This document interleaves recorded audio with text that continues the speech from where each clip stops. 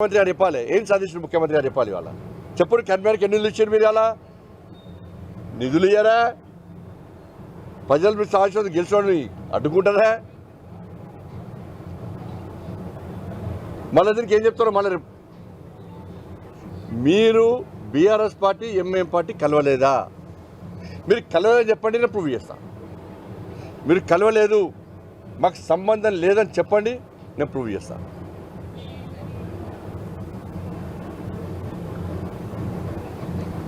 సరే, తెలంగాణ రాష్ట్రంలో ప్రత్యామ్నాయం భారతీయ జనతా పార్టీ.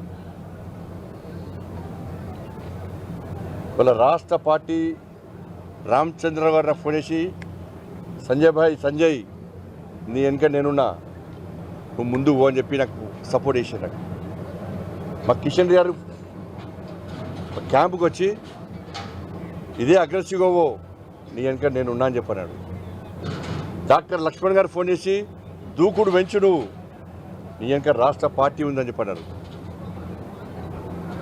మన నితిన్ నబీన్ గారు ఫోన్ చేసి ప్రజాస్వామ్యబద్ధంగా మన ఎన్నికలు గెలవాలి, ప్రజల తీర్పు కోరండి, మీరు మీకండగా జాతీయ పార్టీ ఉందని చెప్పి మా జాతీయ అధ్యక్షులు నితిన్ నబీన్ గారు ఫోన్ చేసి ఎప్పటికప్పుడు సమాచారం సేకరిస్తూ మాకు విశ్వాసం కల్పిస్తూ మాకు ధైర్యం చెప్తూ మనం ప్రోత్సహించే ప్రయత్నం చేసిన మా జాతీయ అధ్యక్షులు నితిన్ నబీన్ గారు.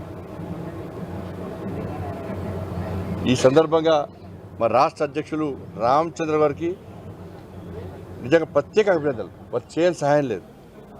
అన్ని రకాలుగా నాకు కానీ మా కార్పొరేటర్ అభ్యర్థులకు నాయకులకు అందరూ కూడా నేను రాష్ట్ర అధ్యక్షుడిగా ఉన్నప్పుడు కూడా ఈ స్థాయిలో ప్రోత్సహించలేక అప్పుడు అదే ఎక్కువ అనుకోండి నేను. కానీ రామచంద్ర గారికి దానికి రెండింతలు వీళ్ళ మనం ప్రోత్సహించే ప్రయత్నం చేశాడు, మమ్మల్ని ఆదుకునే ప్రయత్నం చేశాడు. నిజంగా హ్యాట్స్ ఆఫ్. నితిన్ నబీన్ గారు కానీ వారికి చాలా అభినందనలు, కృతజ్ఞతలు వారికి.